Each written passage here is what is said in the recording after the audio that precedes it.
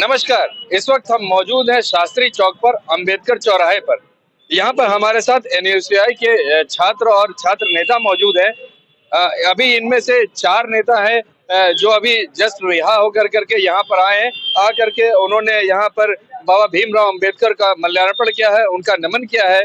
और हम यहाँ पर ये लोग मौजूद हैं, हम जानते हैं कि क्या कुछ हुआ। हम बताते चले आपको कि 22, 23, 24 गोरखपुर विश्वविद्यालय के अंदर एबीवीपी का 70वां राष्ट्रीय अधिवेशन चल रहा है, जिसको लेकर करके एनएसयूआई शुरू से ही इस मोड में थी कि संस्थान में शिक्षण संस्थान के अंदर इस तरह का कोई भी राजनीतिक कार्यक्रम नहीं हो।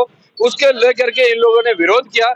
विरोध के परिणाम स्वरूप जब 22 तारीख को ये चीज होना था, अधिवेशन शुरू होना था, उसके ठीक एक दिन पहले यहाँ पे एनएसयूआई के छात्र वीसी से मिलने के लिए जाते हैं और वहां पर अपनी बात कहने की कोशिश करते हैं, मगर उनको वीसी से मिलने नहीं जाता है।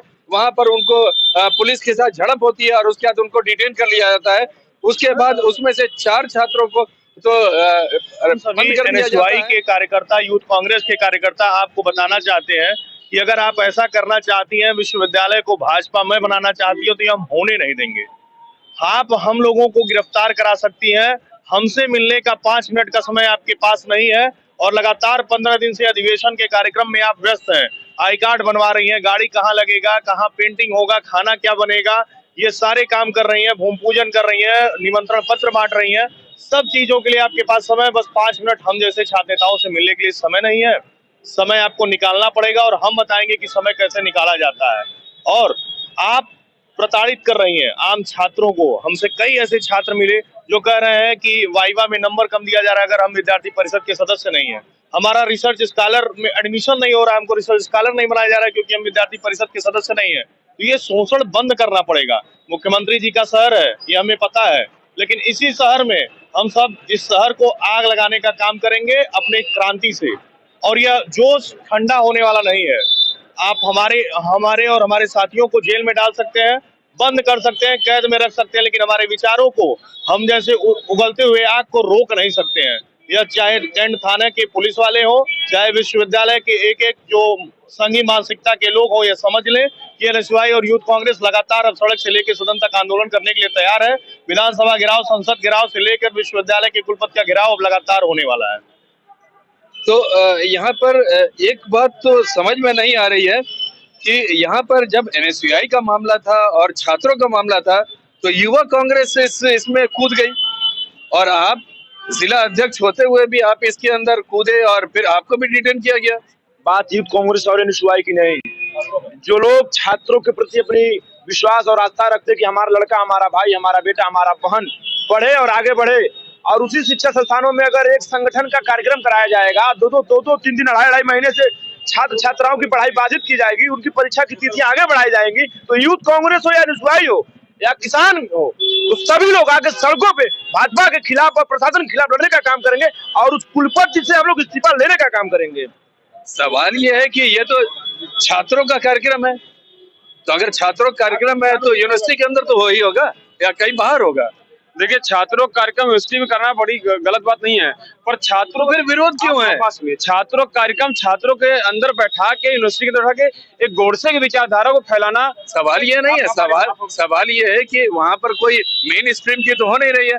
अखिल भारतीय विद्यार्थी परिषद जो कि छात्र विंग है, जैसा कि कहा जाता है कि बीजेपी का छात्र विंग है, उसका हो रहा है ना मीटिंग, उसमें कहीं दूसरे लोग तो इन्वॉल्व नहीं है, तो फिर विरोध क्या है? देखिए, जो छात्र यूनिवर्सिटी के हैं, जो वहाँ पढ़ने वाले हैं, उनका हॉस्टल खाली करा के विद्यार्थी परिषद बाहरी के लोगों को, बाहरी कार्यकर्ताओं को हॉस्टल में भर रहे हैं, ये गलत है। अगर राष्ट्रीय अधिवेशन हो रहा है तो कहीं ना कहीं एकोमोडेशन तो देना पड़ेगा ना। राष्ट्रीय अधिवेशन संस्था के बाहर कराइए आप। जो कार्यकर्ताओं को हॉस्टल के अंदर भरा, जो छात्र दूर दूर से शिक्षा ग्रहण करने आए वहाँ पे, उनका रूम खाली करवा के आप कार्यकर्ताओं को बढ़ा रहे हैं, उनका विरोध एनएसयूआई करती है।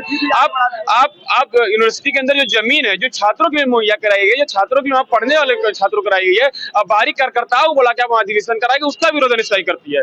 एनएसयूआई उसका विरोध करती है जो एक कुलपति महोदय अपनी गरिमा पे पद बैठे हुए हैं, जिसका किसी संगठन से ताल्लुक नहीं है, वो निमंत्रण बांट रही है, वो आरएसएस की विचारधारा को पूरे यूनिवर्सिटी के अंदर फैला रही है। एनएसयूआई उसका विरोध करती है। इन तमाम विरोधों को लेकर सभी एनएसवाई गोरखपुर के यूनिट, प्रदेश के एनएसवाई पूर्वी की, उत्तर प्रदेश पूर्वी की सभी साथी कुलपति महोदय से मिलना चाहते थे। हमारी गलती सिर्फ ये थी कि हम कहीं ना कहीं जो बच्चों की परीक्षाओं को बाधित की गई है, कहीं ना कहीं उन छात्रों को दिक्कतें आ रही, जो उनको हॉस्टल से निकाल कर करताव उभर गया है, उनका विरोध करने कुलपति महोदय से मिलना था। उन्हीं कुलपति महोदय कहीं ना कहीं डर था कि भगत सिंह विचारधारा के लोग, गांधी आदि विचारधारा के लोग, बाबा भीमराव अंबेडकर विचारधारा के लोग उनके सत्ता के ना डर के उनकी कुर्सी को छीनने का काम करेंगे और साथ ही साथ उनकी विचारधारा का विरोध करेंगे। अब तो झड़प भी हो गई, गिरफ्तारी भी हो गई, रिहाई भी हो गई और अधिवेशन चल रहा है। What next from NSUI? जो सवाल हमारा जो इशू था छात्र हित में और जो चल रहा है, आज भी सवाल हमारा कायम है। हमारा सवाल ना इस अधिवेशन से हमको कोई दिक्कत है, लेकिन अधिवेशन से एक ही दिक्कत है कि विश्वविद्यालय में परीक्षा को टालकर अधिवेशन कराना यह कहाँ तक सही है। इसका मेरा जवाब कुलपति महोदय दे दे। जो तो यहाँ पर एनएसयूआई का एक बात बहुत साफ निकल के आ रही है कि उनको अधिवेशन से कोई दिक्कत नहीं है। उनको जो दिक्कत है कि पठन पाठन को स्थगित किया गया है, अपरिहार्य कारणों से 5 दिन विश्वविद्यालय को बंद किया गया है। दिक्कत इनको उससे है।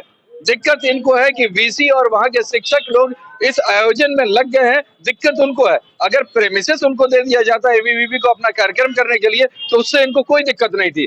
मगर ये दिक्कत यहाँ पर यह है कि पठन पाठन रोक करके किया गया है। अब अगले स्टेप क्या होगा?